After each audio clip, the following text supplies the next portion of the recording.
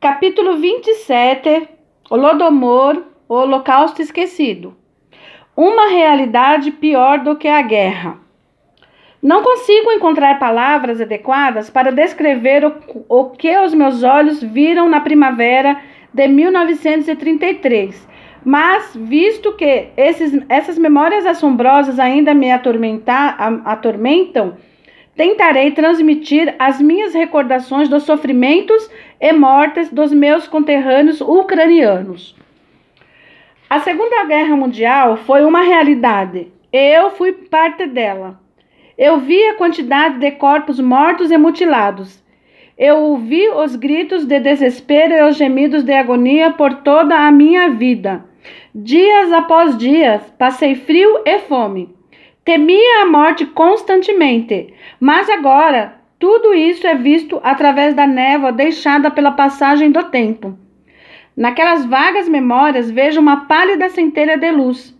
Essa centelha representa o reconhecimento de que aqueles sofrimentos foram causados pela guerra, de que à época eu e outros tínhamos uma chance de lutar por nossas vidas, pouco importando o quanto aquelas chances pudessem ser pequenas. Acima de tudo, eu me dei conta de que, enquanto estava lutando na guerra, eu não havia sido completamente abandonado. O exército estava sempre presente, com as suas rações diárias de comida, em nada importando quanto fossem deficientes em quantidade e qualidade. Também recebíamos roupas, de certa forma, e quando possível eram fornecidas barracas propriamente ditas para que dormíssemos. Os sofrimentos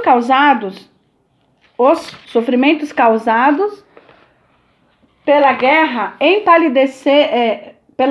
empalidecem em comparação com os eventos da nossa vila, todos os quais permanecem na minha memória como o horror na sua forma absoluta.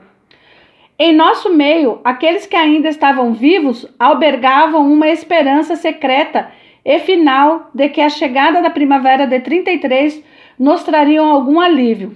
Pensávamos que a vegetação recente nos ajudaria através dos longos meses de espera pelo novo pão.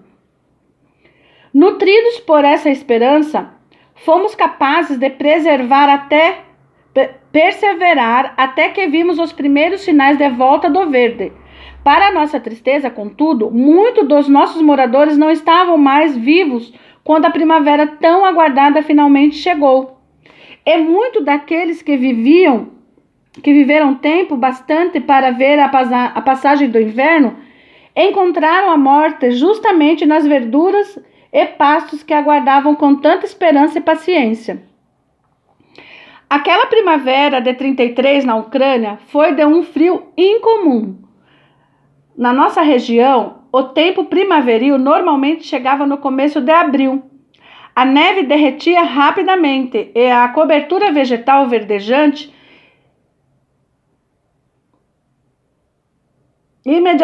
imediatamente aparecia no seu lugar. Mas, em 33, ainda se via neve em toda parte em meados de abril. Um vento gélido soprava continuamente. Frequentemente trazia nuvens pesadas, carregadas de chuva ou neve ou ambas, e a vila se afundava novamente na lama e na parte semi-derretida, na neve semi-derretida. Em seguida, o congelamento transformava tudo isso em botões de gelo sujo. A inanição da nossa vila agora alcançava a um ponto no qual a morte representava um alívio desejável. À nossa volta, muitas casas haviam permanecido por muito tempo sem dar sinais de vida. À medida que a neve derretia vagarosamente, cadáveres humanos ficavam expostos à vista por toda parte, em quintais, nas entradas, nos campos. Aqueles corpos representavam para os vivos uma dificuldade que nos dava dó. À medida que o tempo ia esquentando, os corpos começavam a descongelar e a se decompor. O fedor resultante nos importunava e não podíamos fazer nada a respeito. Os moradores sobreviventes não eram capazes de enterrar os mortos, e ninguém do mundo exterior parecia ter pressa alguma em fazê-lo, de modo que os corpos simplesmente eram abandonados onde quer que as pessoas houvessem morrido. Aqueles corpos que estivessem nos campos, na floresta, se tornavam presas de animais selvagens. Aqueles que estavam dentro das suas casas se tornaram presas de incontáveis ratos. Pela terceira vez, a vila foi assolada pelo pânico. Aqueles que foram afortunados o bastante para permanecer vivos estavam mergulhados nas profundezas do desespero. Os recursos que possuíam já haviam sido gastos havia muito tempo. Todos eles finalmente tiveram de encarar a verdade chocante de que não havia nada para comer e nenhuma esperança de obter ajuda, que a morte por inanição representava o seu destino iminente. A maioria daqueles moradores desesperados se reconciliou com esse fato. Eles ficaram em casa e as suas condições de existência eram indescritíveis. Eles estavam desleixados e extenuados, e tão enfraquecidos que mal conseguiam arrastar um pé atrás do outro. Eles se limitavam a ficar sentados ou deitados em silêncio, frágeis até para falar. Os corpos de alguns deles estavam reduzidos a esqueletos, com a pele de uma cor entre o cinza e o amarelo, frouxamente pendurada sobre os seus ossos. Os seus rostos se assemelhavam a máscara de borracha, com olhos grandes, protuberantes e imóveis. Os seus pescoços pareciam ter encolhido até os ombros. O olhar nos seus olhos era vítreo, anunciando a sua morte vindoura. Os corpos de outras pessoas estavam inchados no estágio final que leva à morte pela fome. Os seus rostos, braços, pernas e estômago se assemelhavam a superfícies de balões de plástico. Os tecidos logo se romperiam e estourariam, tendo como resultado a rápida deterioração dos seus corpos. O degelo trouxe consigo uma nova onda de mendicância. Aqueles que ainda tinham força suficiente para se mover deixavam as suas habitações e partiram em busca da comida. Velhos e jovens, em sua maioria mulheres e crianças, moviam-se lentamente de casa em casa, arrastando os pés cobertos por trapos. Eles suplicavam por comida, sabugo de milho, uma batata, um pedaço de pão, ou ao menos um sabugo, um único sabugo de milho. No começo da fome, eu me lembro de como as pessoas emaciadas vinham até a nossa porta, muitas vezes soluçando, e pediam por alguma comida que houvesse sobrado. Se ouvissem uma recusa, eles pediam desculpas polidamente e iam embora, pedindo desculpa por nos incomodar. Mas os mendigos dessa primavera apresentavam um quadro inteiramente diverso. Essas pessoas desesperadas, tornadas insensíveis pela crueldade e pela injustiça, assim como pela fome, não eram mais os pequenos fazendeiros honrados e modestos que eles haviam sido antes. O seu medo da morte por inanição era tão grande que eles perderam toda a aparência de autocontrole, passando a se assemelhar mais às feras selvagens e famintas na sua busca por comida. Eles já não faziam mais distinção entre amigos e inimigos e estavam dispostos até a cometer assassinato por umas meras sobras. Havia muito tempo que as suas roupas se haviam tornado trapos e eles mesmos estavam gastos e exaustos à beira do colapso. Com olhos protuberantes e apavorados e mãos estendidas, eles se aproximavam de alguma pessoa, mas desta vez eles não suplicavam. Eles estavam sem voz, eles se limitavam a chorar. Frequentemente, as suas pesadas lágrimas se misturavam com o fluido que vazava das feridas abertas nos seus rostos inchados. Eles suspiravam e pediam uma migalha de pão. Outro sinal de uma morte por inanição quase iminente eram os piolhos. Sobre o corpo, aqueles insetos pequenos achatados, sem asas e parasitórios que eram os companheiros constantes dos desgraçados e empobrecidos, os moradores famintos não eram mais capazes de cuidar das suas necessidades sanitárias, nem tampouco tinham forças para ir apanhar água, e muito menos para aquecê-la com o intuito de se banhar, nem de lavar as roupas ou as cobertas de suas camas. Aqueles que ainda tinham forças conseguiam lavar um pouco, mas não de maneira apropriada porque não tinham sabão.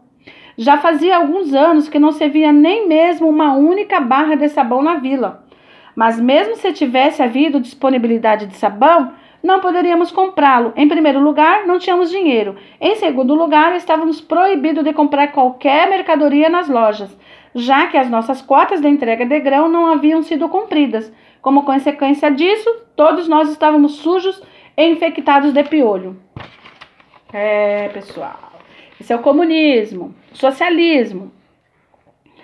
À medida que os membros de uma pessoa faminta ficavam frios com a aproximação da morte, os piolhos começavam a migrar para as partes mais aquecidas do corpo, tais como as órbitas oculares e as orelhas, nos cantos da boca e as narinas. Quando isso acontecia, representava um sinal inconfundível de que o sofrimento da pessoa esfomeada logo chegaria ao fim. A situação deplorável das crianças foi para mim uma das experiências mais penosas durante aquele período.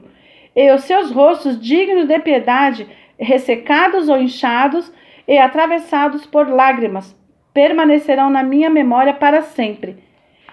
Elas não conseguiam entender porque não conseguiam obter um pedaço de pão ou alguma outra coisa para comer. Elas não eram capazes de compreender o que estava se passando no seu próprio mundo diminuto. Pensar nelas ainda me faz tremer de horror. Deus é minha testemunha de que, enquanto escrevo estas palavras, o papel está molhado com as minhas lágrimas. Pessoal, eu também, viu? Toda vez que eu leio.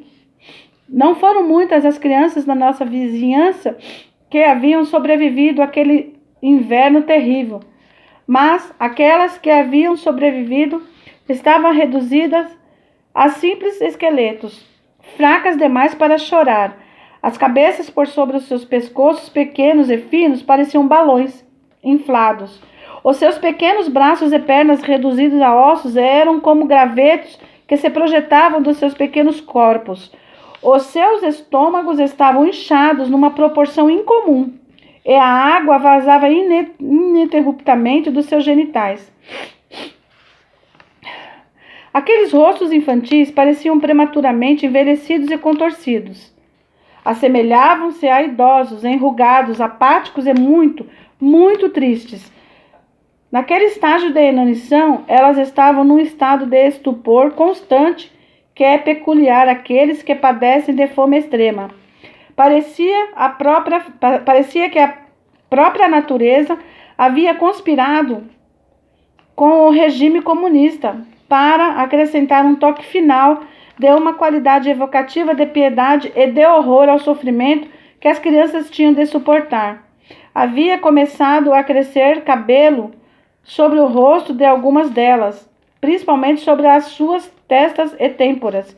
Eu vi umas poucas crianças assim, e elas me causavam uma grande estranheza, como criaturas de um outro planeta.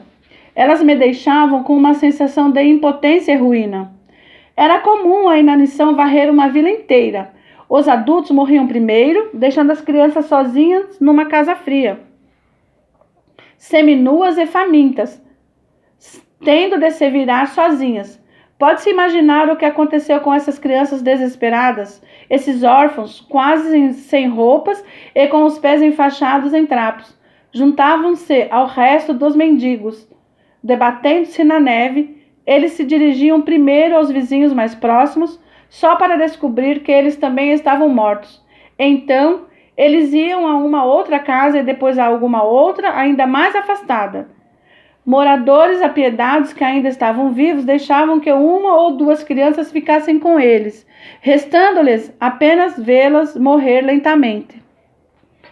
E, no entanto, como por milagre, algumas crianças conseguiam sobreviver. Eram, em sua maior parte, meninos e meninas com idade entre 10 e 15 anos.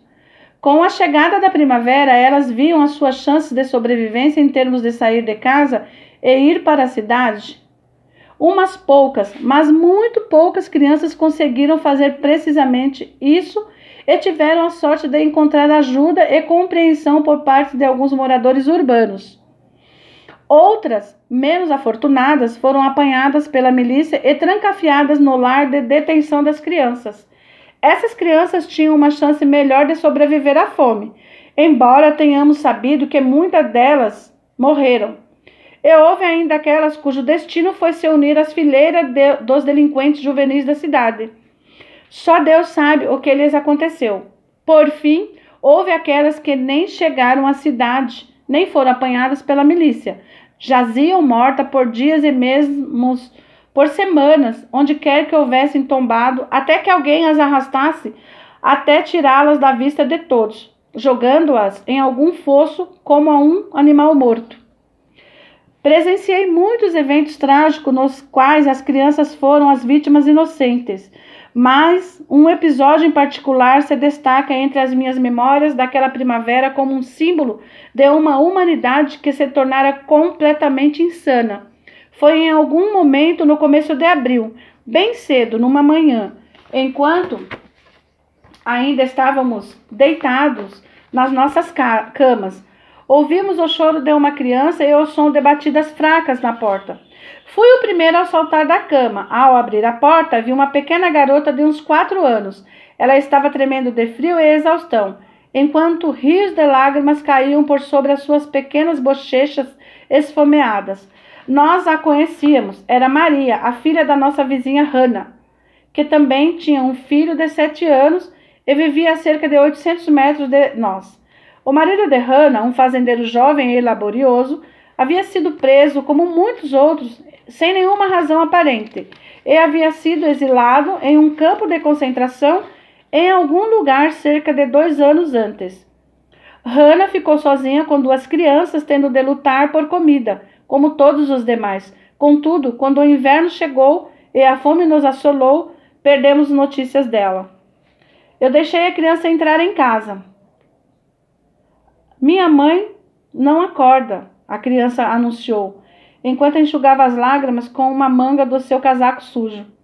A minha mãe e eu nos entreolhamos. Pouco tempo depois, o meu irmão Mikola e eu estávamos a caminho da casa de Hannah. Quando entramos na sua casa, os nossos temores se confirmaram. Hannah estava morta, deitada sobre as costas no banco de dormir. Os seus olhos saltados e vítreos pareciam estar olhando para nós. A sua boca, muito aberta, parecia estar arfando em busca de ar. Podemos constatar que ela encontrara a morte não muito antes de Maria bater a nossa porta da frente.